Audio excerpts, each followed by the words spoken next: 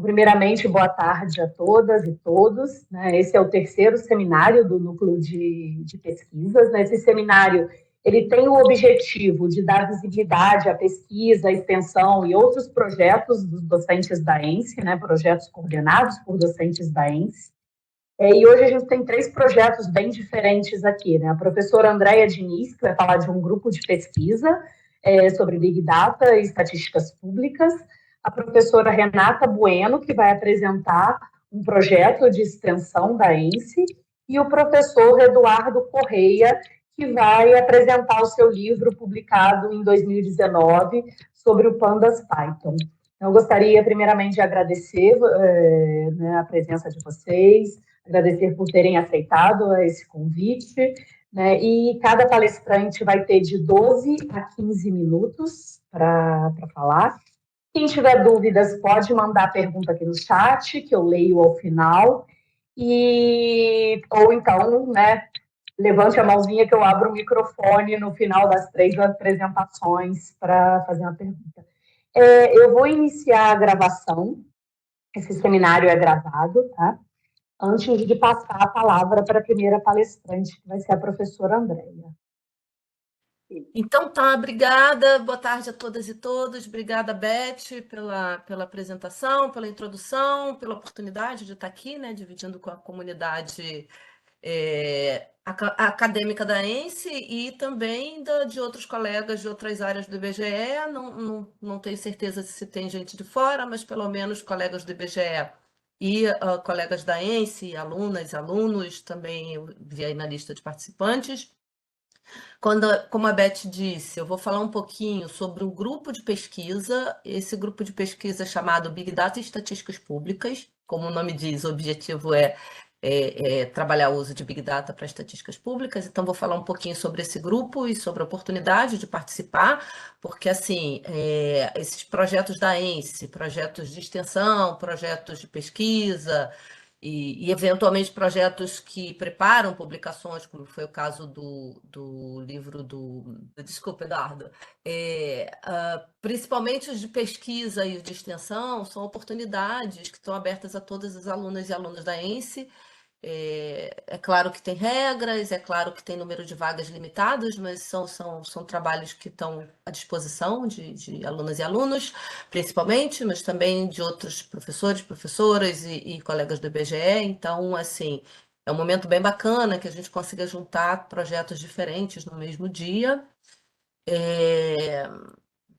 Ver se eu consigo passar. Bom, falar um pouquinho do contexto, né? Como é que surge esse grupo de trabalho? Quem me ouviu falar dos trabalhos que a gente tem feito no Hub Regional para Big Data, que fica na ENSE, e me ouviu em outros momentos falar desse tema, né? Que é um tema no qual eu tenho investido bastante nos últimos 2 anos, e será assim por mais alguns.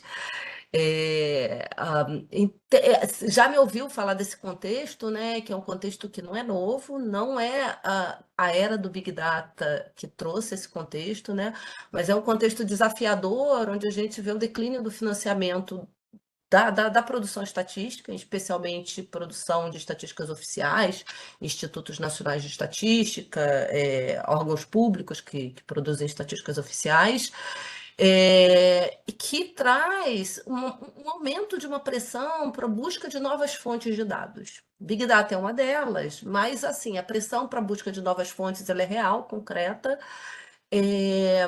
No nosso caso, a gente vai tentar contribuir com a viabilização do uso de Big Data para a produção estatística, mas tem outros projetos que trabalham, por exemplo, com o uso de registros administrativos, que também é uma fonte que aqui no Brasil é considerada uma fonte alternativa, ainda que em determinados países não, porque já fazem estatística baseada em registro administrativo há mais tempo, estatística oficial. Nesse contexto, não também recentemente, há 10 anos atrás, na verdade, em 2013, a ONU se deparou com o desafio de ter essas questões relativas, o esvaziamento, né, do papel do investimento do Estado na produção de estatística e, por outro lado, o surgimento de uma fonte alternativa que, a despeito de todos os desafios que também traz e todas as limitações, também traz muitas oportunidades de manter, de complementar a produção da estatística pública. Então, a ONU considerou que era importante criar um grupo de trabalho para estudar essa nova fonte de dados.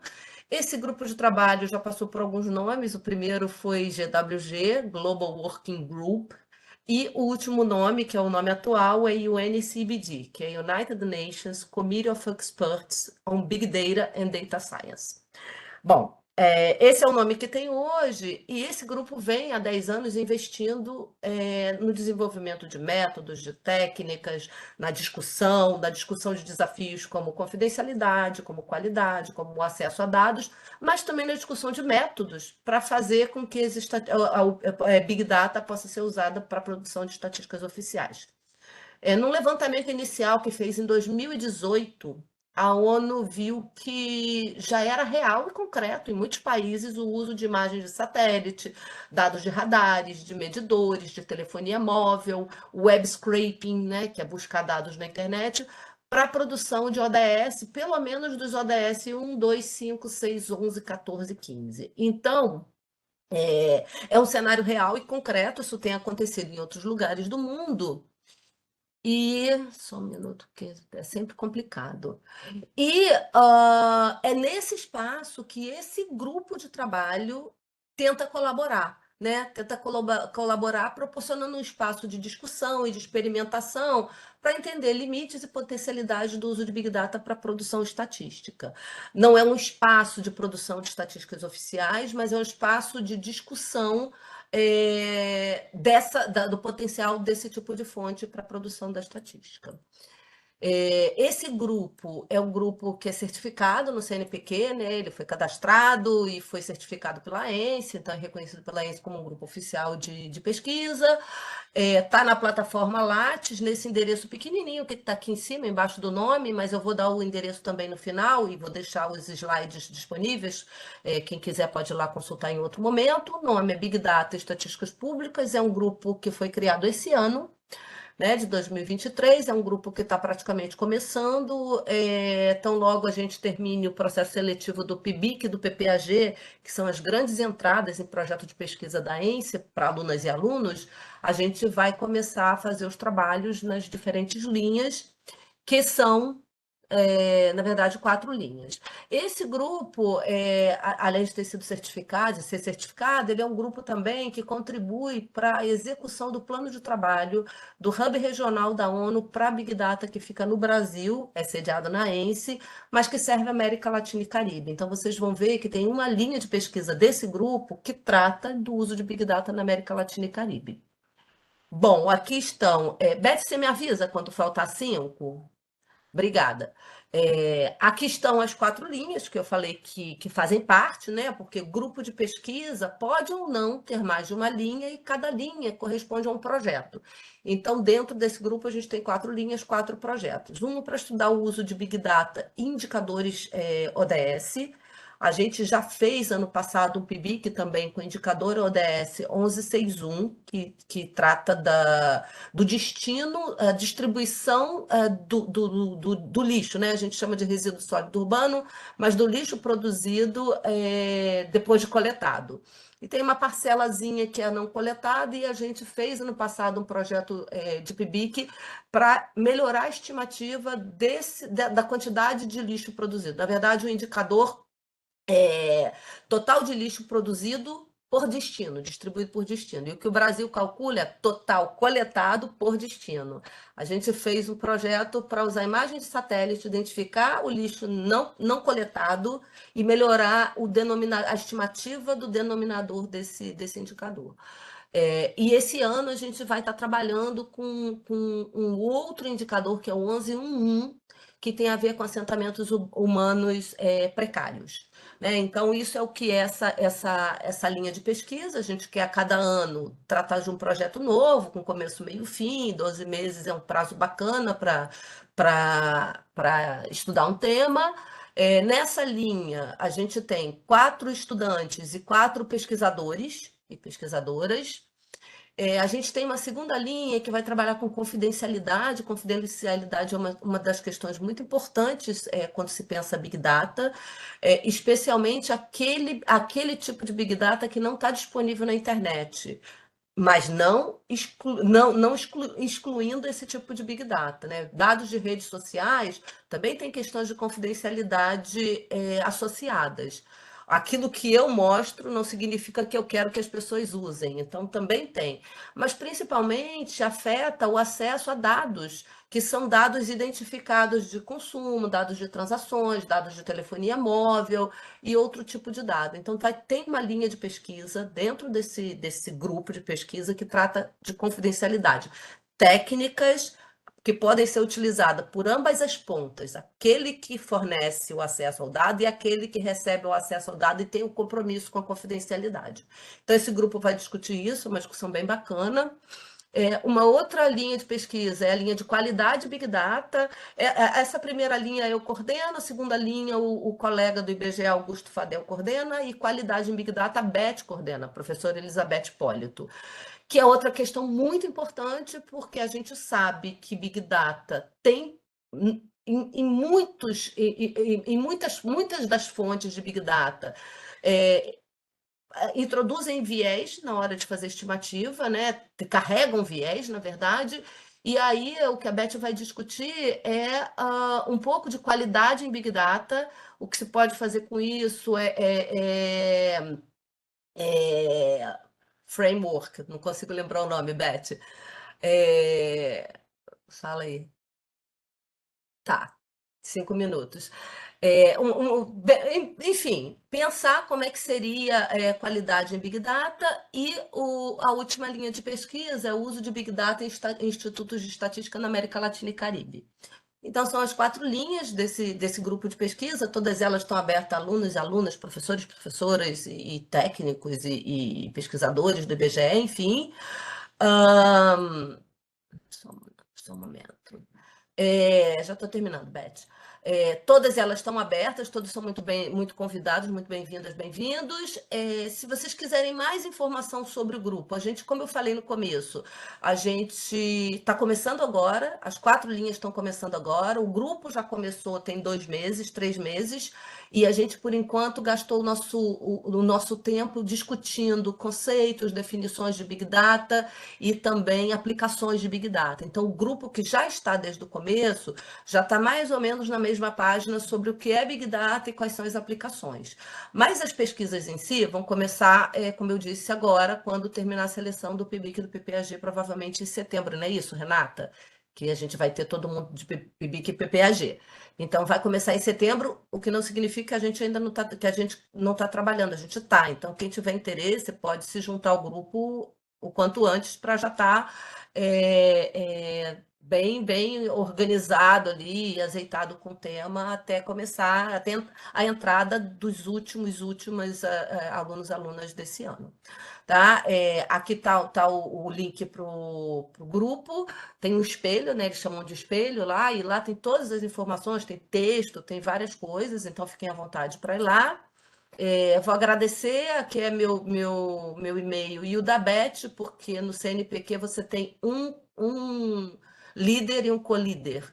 Então, somos nós duas, mas tem vários outros pesquisadores que vocês podem procurar. Na verdade, essa apresentação está até com o nome do Marcelo Maranhão, que é meu companheiro de linha, na linha 1 de uso de Big Data para o ODS. Eu acabei deixando o nome dele aqui. Marcelo, sinta-se contemplado aqui na apresentação.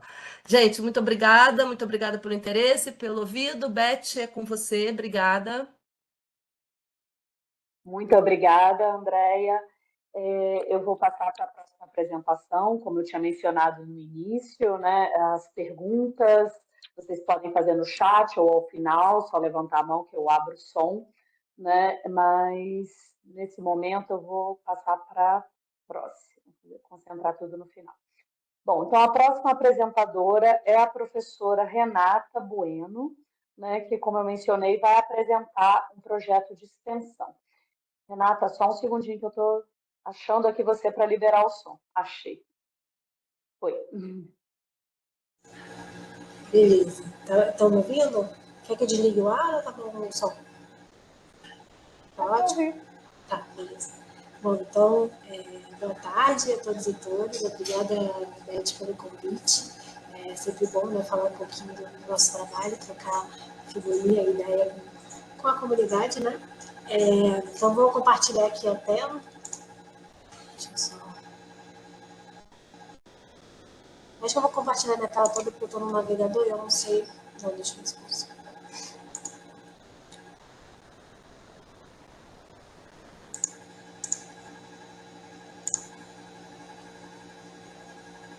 Estou deixando.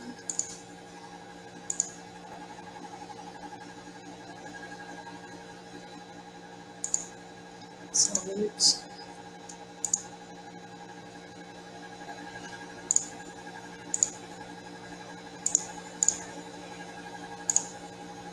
Vocês estão vendo a apresentação? Eu não vejo mais vocês, então não sei se estão vendo. Me fala aí. Ah, tá. A Juscelina está aqui do meu lado e falou assim. Beleza, vou botar em tela cheia, porque... Então, eu vou falando aqui, qualquer coisa você me avisa, mas eu estou marcando aqui o tempo. Bom, então eu vou falar um pouquinho do projeto que é a Educação Estatística, né? Estatística como aliada na construção do pensamento crítico. Esse é um projeto de extensão da ENSE, então a gente começou agora em março desse ano. Então eu vou contextualizar um pouco para entender o porquê do projeto. A estatística está presente no nosso cotidiano, aqui tem alguns exemplos, né? Então a gente está sendo sempre recebendo bastante informação e vinculado à informação a gente tem conceitos estatísticos importantes. Na pandemia a gente viu isso muito claro, de alguns termos, né, que são falados e que não é um conhecimento geral da sociedade, né? Então, aqui, exemplos na pesquisa eleitoral, mapa de calor no futebol, por exemplo, em esportes. E isso, né, na era que a gente vive da fake news, a análise crítica dos dados se torna primordial. Então, a estatística é uma aliada nesse contexto, porque você entendendo bem, tendo um olhar crítico sobre todas as informações que você recebe, conseguindo interpretar, ler bem gráficos, faz a diferença na hora, né, de tomada de decisão. Então, a gente está nesse contexto, e aí pensando, né, na nossa vivência, então, fica claro a importância da educação estatística para a sociedade no geral. Né? Então, a ideia é juntar os conhecimentos, né? Estamos todos aqui dentro do IBGE, então, juntando a ENSE com o IBGE Educa, então, falando um pouco da ENSE, né? Uma escola tradicional no ensino da estatística, na formação de estatísticos, né? A escola está fazendo esse ano 70 anos, então é a escola mais antiga, a graduação mais antiga do país. E na ENSE, né, além do ensino, a gente também tem a pesquisa e extensão. Então, só para vocês terem ideia, a ENSE é mais antiga do que a regulamentação da carreira de estatística, né? Aliás, a ENSE serviu como base para a composição do currículo, né, de graduação de estatística, então é uma escola bem tradicional. E o IBGE Educa é um canal, né, um portal do IBGE voltado para a educação, né, que tem a atuação nessas três linhas, que seriam para as crianças, jovens e professores. Né? Então, estamos todos dentro de um Instituto, né, Brasileiro de Geografia e Estatística, que é o provedor aí de informação o principal provedor de informação de estatísticas oficiais do país. Então, juntando, né, fica muito fácil pensar no contexto de juntar essas duas experiências. Né? Então, falando um pouquinho do IBGE Educa, né, aqui tem algumas fotos do portal. Então, como eu falei, são 3 áreas, né, voltadas assim, informação voltada para esses públicos. Então, tem a área das crianças, sempre atento ao linguajar de como tocar esses públicos distintos, levando a informação de um canal oficial com confiança nos dados. Então, por exemplo, das crianças tem a parte lúdica, tem personagens, tem brincadeiras, tudo nesse contexto assim, mais lúdico. Tem a parte voltada para jovens, então tem um conteúdo, ajuda para material para ajudar no Enem, por exemplo. E tem a parte dos professores. Então, a parte dos professores tem todo um material voltado para as aulas mesmo, para ajudar a auxiliar nas aulas, e também tarefas, jogos que podem ser aplicados em sala de aula. Tem um blog do professor que é bem interessante, que os professores relatam suas experiências com o IBGE, com os dados do IBGE, com atividades que são propostas pelo Educa. Então, isso aqui é o canal, né, de educação. Então, é muito natural a gente pensar na junção dessas duas coisas e potencializar isso para o conhecimento. Então, só para a gente ter uma ideia, né, antes eu esqueci de falar, o IBGE Educa, todos os conteúdos produzidos são pensados, né, como base as diretrizes educacionais propostas pelo MEC, e essas diretrizes educacionais, só para vocês terem ideia, eu coloquei aqui duas frases que foram retiradas da BNCC, que é a Base Nacional Comum Curricular, para vocês entenderem, né, a dimensão do conhecimento, quão importante é isso, o conhecimento da estatística para os jovens, crianças e para a sociedade em geral. Então, aqui fica claro, isso, como eu falei, foi retirado da BNCC, é um tópico específico dentro do ensino fundamental, que é esperado das escolas, ensinem para as crianças, né? Estou falando de ensino fundamental, são crianças de 6 a 14 anos, e aqui está dentro do tópico de matemática, eu peguei só duas para ilustrar, mas tem bem detalhado em cada ano o que é necessário, mas aqui a gente consegue ter ideia que, por exemplo, já é esperado que uma criança, um jovem, já sejam apresentados a conceitos de estatística, de probabilidade, e não só apresentados em aprender a estatística, mas sentindo segurança, né, se apropriando desse conhecimento para tomar decisão. Tá? Então, enfrentar situações, problemas, né, conseguir registrar os dados através de gráficos, tabelas, isso então tudo já direcionado no ensino fundamental. Tá? Mas isso é contemplado no ensino básico inteiro, né? No ensino fundamental, no ensino médio. Na educação infantil é mais lúdico, né? Não tem tantas definições, mas já é apresentado. Tá? Então, o projeto vem nessa parceria da ENSE com o IBGE Educa, e tem duas linhas assim maiores, que seria a criação de material e promover ações. Então, essa criação de material seria mais voltado para a área dos professores, em que a gente cria material para que os professores usem em sala de aula, então criem atividades, tentando explicar conceitos estatísticos de maneira mais acessível, e promover ações, promover ações em escolas no entorno da ENSE, assim como receber também escolas aqui na ENSE para falar um pouquinho da estatística, do IBGE, da carreira, e alguns conceitos. Então, aqui são os dados do projeto. Então, eu estou como a coordenadora agora do projeto, como eu falei, começou em março. Então, essa previsão inicial seria de março a dezembro, mas eu visualizo isso como um projeto contínuo, porque pela importância. Os participantes, né, são alunos e professores da ENSE, porque eu estou como coordenadora agora, mas algumas atividades, outros professores participaram. Então, temos 4 alunos agora oficialmente do programa, mas também tiveram alguns alunos voluntários, tá? Então, tem o IBGE Educa, alunos e professores de escolas de ensino básico. Então, os objetivos voltados, né, para construir esse pensamento crítico, para ajudar a sociedade a construir um pensamento crítico usando a estatística, disponibilizar materiais de qualidade, né, para uso nas atividades escolares, realizar a educação estatística de uma maneira mais simples, uma linguagem mais acessível, e elevar a qualidade na formação acadêmica dos alunos da graduação, porque os alunos se deparam com essa dificuldade de falar de temas às vezes difíceis para pessoas que não entendem ou não estão acostumadas mais com o linguajar ou com o olhar mais crítico necessário. Tá? Então, o que já está rolando? Foi esse semestre, né? A gente está finalizando o semestre letivo.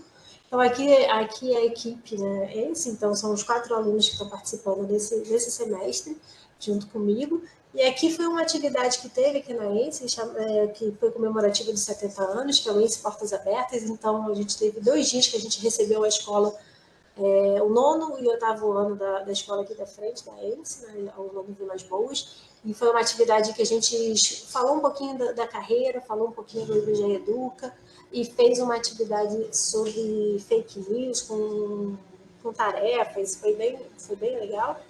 E tem alguns alunos da ENSE também que foram voluntários nesse dia, então cerca de de 20 alunos nossos estavam envolvidos nesse dia não, nessa semana, porque foi mais de um dia. Então, alguns materiais produzidos, então a gente produziu um material sobre o que é estatística, que vai servir de base para um material melhor, mais elaborado para o IBGE Educa. E aqui tem uma parte de fake news que a gente produziu para esse evento, que inclui jogos, atividades que os professores podem usar. Então, esse foi algum dos materiais que... E os alunos também estão finalizando, né, nesse semestre alguns outros conceitos, né, por exemplo, falando sobre box plot, sobre tipos de gráficos, tudo voltado para um linguajar assim, mais fácil de se digerir.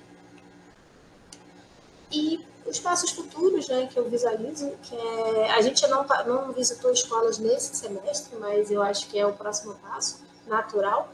Eu já tenho contato com a coordenadora pedagógica aqui, já mapeei as escolas mais próximas da ENSE, para a gente visitar e falar um pouquinho.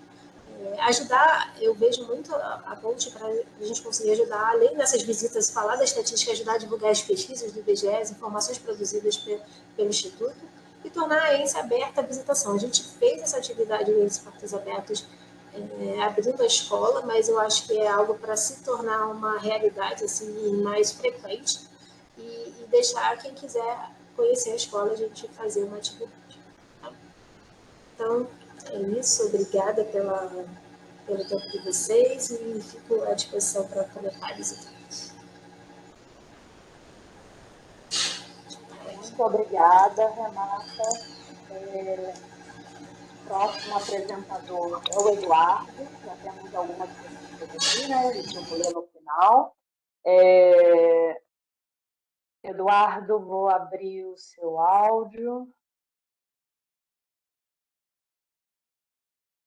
Oi. Olá, gente. Tudo bem? Olá, boa tarde. Boa tarde. Vocês conseguem me ouvir bem? Sim. Ótimo. Então, vou começar aqui a compartilhar e agradeço a Beth também pelo convite e a todo mundo que está aqui. Eu vou falar, né, falar aqui um pouquinho do livro, que já foi feito há algum tempinho, sobre uma ferramenta do Python, um pacote do Python, e ele é muito importante para quem estuda estatística, né, ou para quem trabalha com estatística. Vocês estão conseguindo ver? Sim. Sim? Tá. Bom, então, contextualizando, né, mais ou menos lá para 2018, 2019, primeiro um professor da Química da UFA trabalhava na DI, no IBGE, nem trabalhava com Python, que especificamente na minha área não tinha projetos com Python, eram outras linguagens. Aí um professor de Química lá da UF, ele falou, pô, sabe se Python é usado para mineração de dados? Eu tenho lido algumas coisas, você já ouviu falar nisso? Eu não tinha ouvido falar porque eu não usava no meu dia a dia. E acho que uns dias depois quem me falou foi a Denise, é claro que ela não vai nem lembrar, mas eu estava na ENSE, né, que eu atuava como professor colaborador, ela falou, Eduardo, eu estou vendo que muitas universidades estão usando Python, você poderia dar uma olhada se realmente é legal para estatística? Aí eu fui olhar, e realmente eu comecei a achar muito interessante, né? O Python, assim, não é uma linguagem que foi feita para estatística, o cara que criou o Python, ele criou para resolver um problema de automação de processos.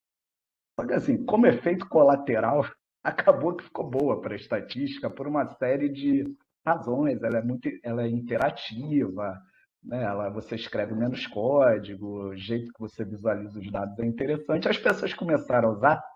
Só que o Python ele não tem pacotes, o Python normal não vem com nada de estatística praticamente, só umas besteirinhas, né? Aí terceiros começaram a criar pacotes assim para estatística. Um que se saiu muito bem e acabou virando o cara mais famoso é o Pandas, tá? Então, aí eu conheci e tal, e em 2019 não tinha nenhum livro sobre esse pacote Pandas, mas ele já era bastante usado, não tinha nenhum livro em português, tinha vários livros em inglês. Eu acabei escrevendo um livro que uma editora me convidou e tal, acabei fazendo esse livro, né? E eu uso muito para coisas aqui da graduação, TCC. Os alunos, a gente usa muitas das coisas que são apresentadas nos livros para esse tipo de projeto, né? Eu vou falar aqui mais ou menos o que é a Pandas e depois eu mostro um exemplinho de um programa da Pandas bem rapidinho. Prometo que não vou estourar o tempo. Tá? A Beth me avisa aí. Tá? Mas Pandas é um acrônimo para isso aqui, Python Data Analysis Library, e é uma biblioteca que, na verdade, ela serve para toda a fase anterior a você estar criando um modelo estatístico, você está fazendo um modelo de machine learning, de estatística, alguma coisa assim. É para a fase que hoje em dia as pessoas chamam de data wrangling, que, na verdade, é um nome hype para preparação de dados. É a mesma coisa de sempre. É você selecionar os dados que você quer, explorar, integrar, limpar, estudar, transformar para ficar de acordo com o que o algoritmo que você vai usar, o método estatístico que você vai usar espera. Né? Esse nome Data Wrangling vem, acho que eu já li que veio do inglês Cattle Wrangling, que seria aquela atividade que o vaqueiro tem que fazer para no final do dia, reunir o gado todo e voltar com a fazenda para o gado, que isso dá muito trabalho. Né? Então, o pessoal fez uma analogia. O que dá realmente muito trabalho na estatística é essa fase da preparação de dados, que você gasta ali 80% suando, né? Em termos de trabalho braçal. Né? É a parte menos nobre, mas é a que te toma mais tempo. Né? Então, a Pandas ela vem para atuar nessa fase, e ela acrescenta duas estruturas de dados ao Python, que não existem no Python padrão, que é a Series, que é uma estrutura para te ajudar a fazer séries temporais, e o DataFrame. Né? O DataFrame ele já está lá no núcleo do R, já vem com R, por quê? Porque o R foi criado para estatística. Mas não vem com Python, só vem se você instalar esse pacote. Tá? Só que assim, virtualmente, todo mundo que vai trabalhar com estatística instala o Python e logo em seguida a Pandas. Tá? É um data frame comum, né? Que nem o lá do R. Você vai estruturar suas bases de dados em memória, em linhas e colunas. E aí todo mundo que trabalha com ciência de dados em Python praticamente é obrigado a trabalhar com esse pacote. Né? Ele é muito eficiente, ele tem muitos recursos, ele vai te ajudar muito. O Python padrão também, ele não vem muito preparado para paralelismo, né? Que os computadores, por exemplo, na época que eu estudei computação, o computador era que nem os homens, só fazia as coisas sequencialmente. Agora eles são que nem as mulheres, eles conseguem fazer as coisas em paralelo, várias atividades ao mesmo tempo. Mas o Python padrão ele não é bom para paralelismo, essa biblioteca ela é espertinha para paralelismo, então ela te dá várias vantagens, além das funções, de várias funções que ela te dá para o data wrangling. Tá? O livro saiu assim no finalzinho de 2019, início de 2020, eu escrevi em 2019, né? A capa do livro eu acho linda, não fui eu que fiz, evidentemente, foi o cara lá da editora, né, que eu passei essa ideia do Cattle Wrangling, achei que ficou muito bonitinho. Mas é um livro, o público-alvo dele é iniciantes e assim, eu tive que fazer uma mescla, né, até para atender o que a editora queria de pessoas de computação de outras áreas. Eu sou formado em computação, entendo a cabeça da pessoa de computação, às vezes eu tenho mais dificuldade de entender a cabeça do estatístico, do matemático, né? Mas a gente tentou ali fazer uma coisa geral, que atendesse a qualquer iniciante nesse pacote. Tá? E, enfim, o livro tem exemplo de tudo que você vai executar num projeto de machine learning ou num projeto de modelagem estatística. Né? Desde você reunir os dados, limpar, formatar, até criar um modelo. Essa era a ideia do livro. É um livro muito prático, é um livro pop. Assim, tá? Ele não é um livro acadêmico. Ele foi feito com outro propósito. Eu vou mostrar aqui só um exemplinho, só para a gente ver que é o que eu dou em aula. Né? Então, muitas das coisas estão no livro, eu acabo usando nas aulas, desde introdução à programação até inteligência computacional, programação avançada. Né? A gente coloca alguns exemplos. Né? Esse é um exemplo que eu dou em sala, né? Que é o seguinte, ó. Então, a Pandas, o lance dela é transformação de dados. Né? Imagina que eu tivesse um problema assim, ó. Tem uma base, essa base existe, ela tem comentários do YouTube sobre um vídeo. Especificamente era um vídeo da Shakira. Eu gosto muito da Shakira, principalmente quando ela cantava em espanhol. Ela era mais legal. Mas tem um vídeo lá com comentários das pessoas. Tem um vídeo da Shakira, tem um comentário das pessoas, se elas gostaram ou não, e tem alguns spam. São mensagens que não tem nada a ver. Não é nem elogio, nem crítica ao vídeo. É um cara que meteu uma propaganda lá, uma mensagem maluca, né? Aí existe essa base de dados na internet com as mensagens e tem aqui dizendo se é spam ou não. 0 não é spam, 1 é spam. Aí com a Pandas a gente consegue facilmente converter essa base para um formato que seria um formato legal para um analisador de spam, para um filtro de spam. Tá?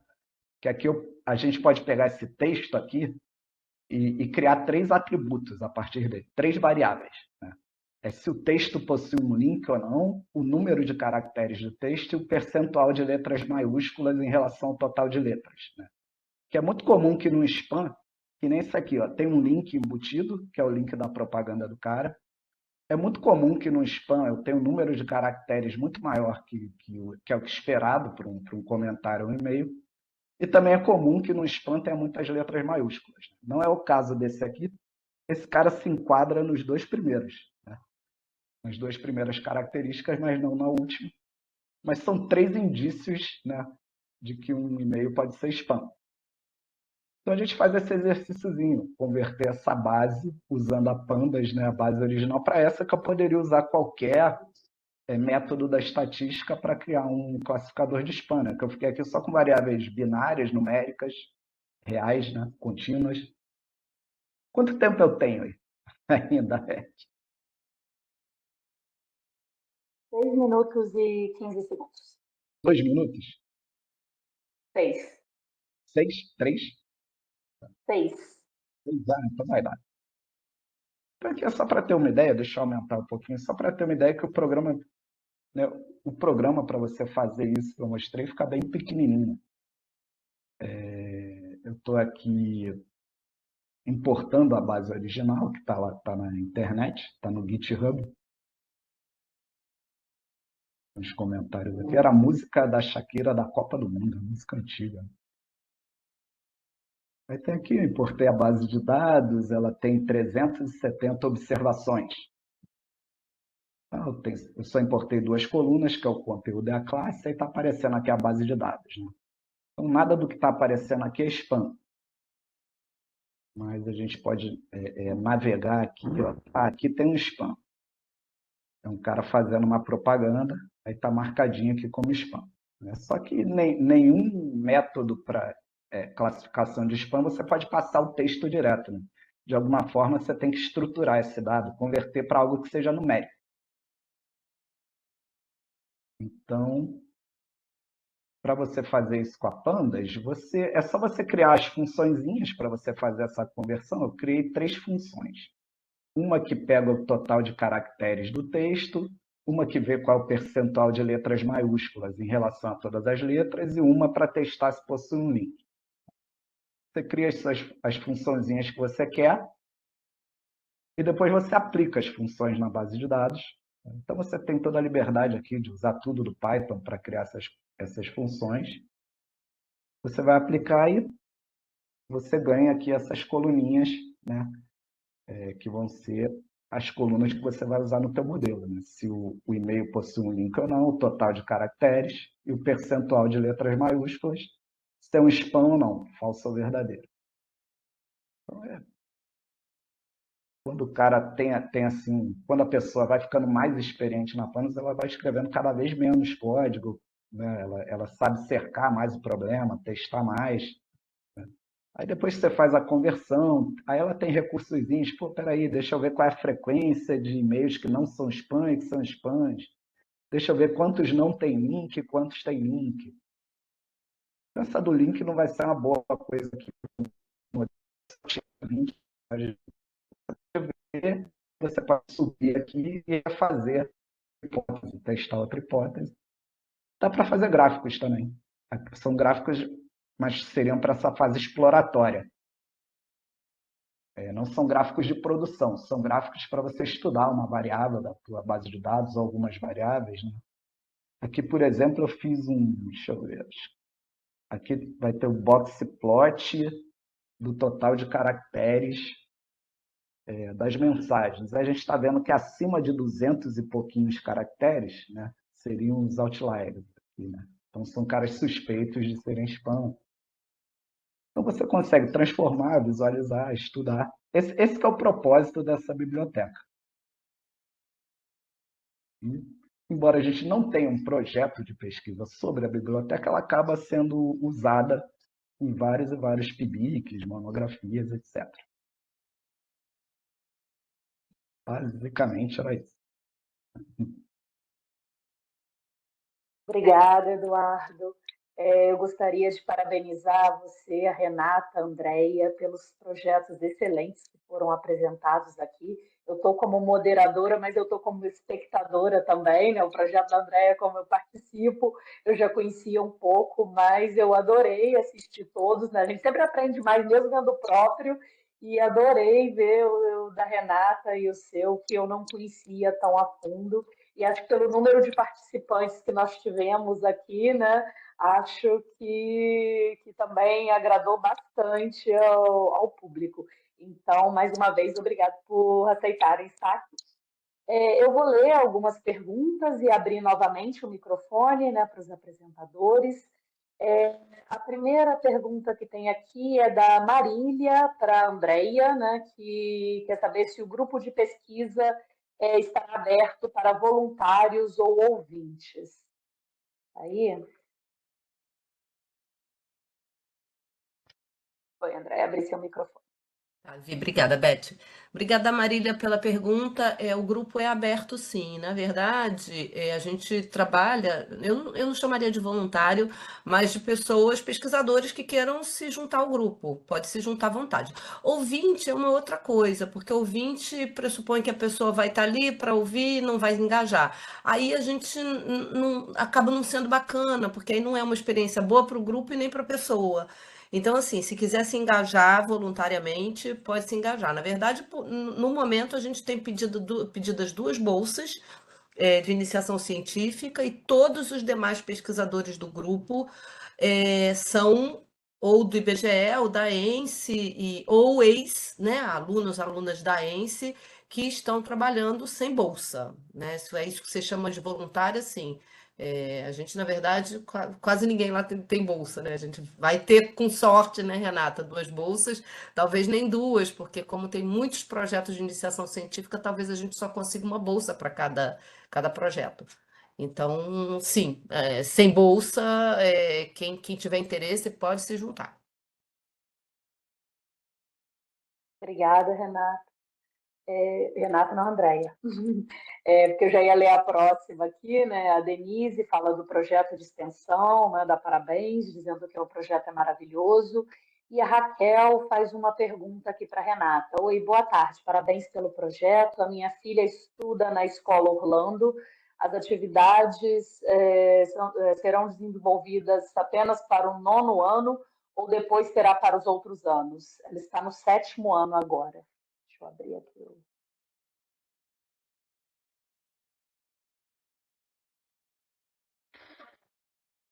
Foi, Ana.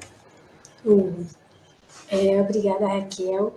Então, aconteceu esse primeiro evento com o 9º ano, porque foi o primeiro, na verdade, a gente está iniciando, né? Começamos o projeto em março, então, muito assim, entendendo como é que vai ser, como é que vai se dar essa relação, então eu visualizo que dá para a gente fazer com mais anos, não precisa necessariamente ser do 9º ano. A gente consultou a escola e perguntou qual o ano que indicava e tal, e até a escolha do tema que foi discutido, que foi fake news, foi uma proposta da escola, então foi algo construído em conjunto.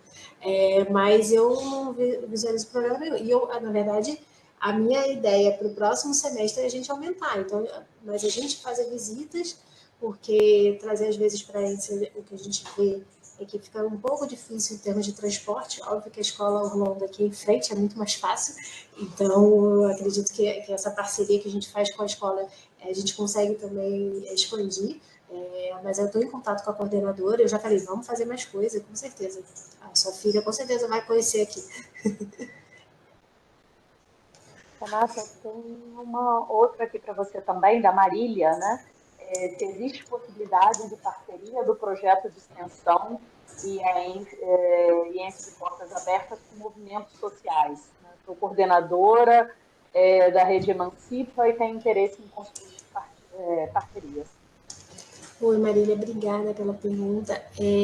Então, como eu falei, está no início, então a gente ainda não explorou todas as possibilidades, a gente tem muitas possibilidades que a gente pode explorar. Eu visualizo que, pensando no letramento estatístico, na educação estatística, qualquer parceria é interessante para a gente, né? Então, com essa pegada. A gente fez essa junção com o IBGE Educa, que já faz essas atividades, então, para troca de experiência, e um ajuda o outro, mas a gente pode expandir, sim, se me escreve, me manda um e-mail, a gente pode conversar para o futuro fazer alguma coisa em conjunto. Eu não vejo problemas. Os demais comentários estão parabenizando, né, os 3 apresentadores. Então, tem aqui a Raquel Moraes, dando parabéns, lindos projetos. O Juscelino, 3 excelentes apresentações. A Denise, show, excelentes projetos e apresentações. Né? Ainda temos um tempinho, então, se mais alguém quiser fazer comentário e pergunta, é só levantar a mão, eu abro aqui.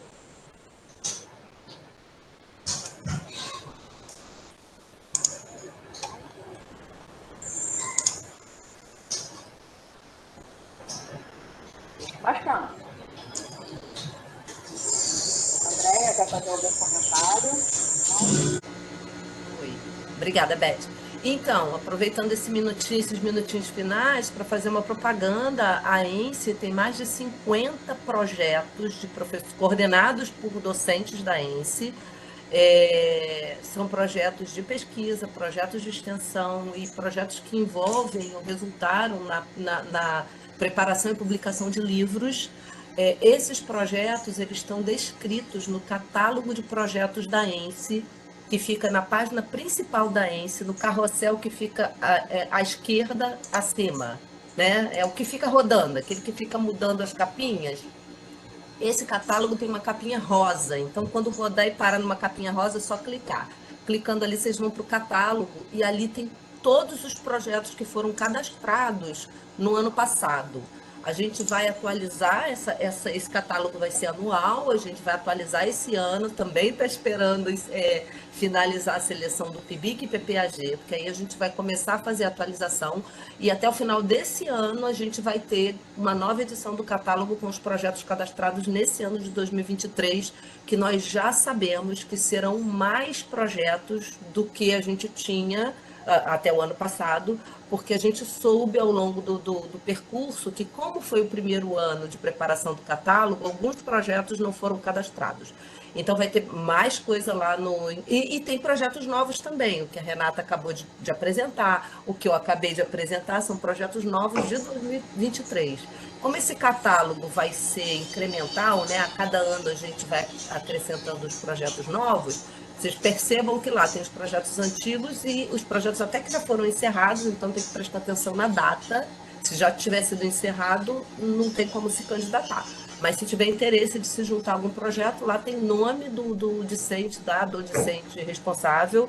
É super simples, na página da ENSE se consegue encontrar o contato, o e-mail de todos os docentes da ENSE, então fiquem à vontade, quem tiver mais interesse por projetos da ENSE, vai lá e dá uma olhada no catálogo. Obrigada, Beth, gastei o tempo todo. Não, André, não gostou não, temos 8 minutos ainda, né? E como temos 8 minutos, tem uma pergunta aqui do Juscelino, né? Os projetos têm ou podem ter interseções, então, se algum dos 3 palestrantes, ou 3, quiserem fazer comentários.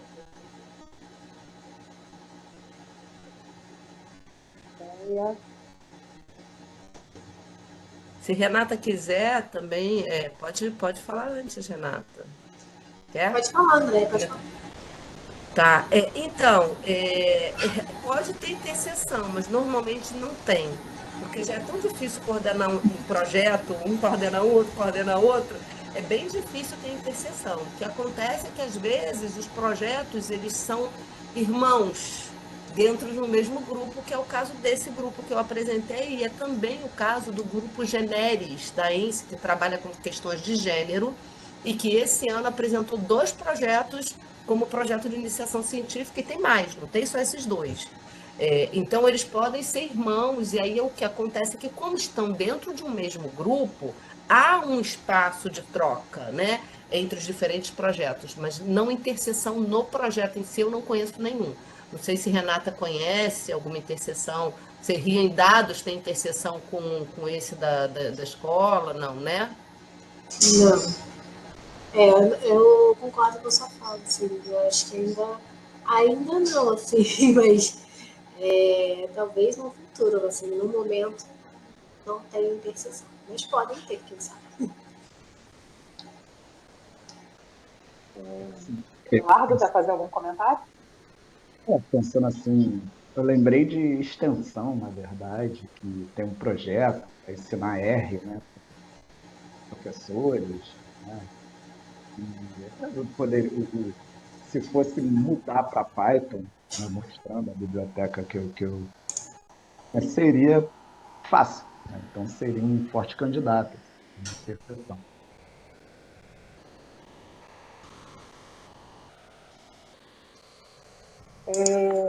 Mais alguém quer fazer algum comentário?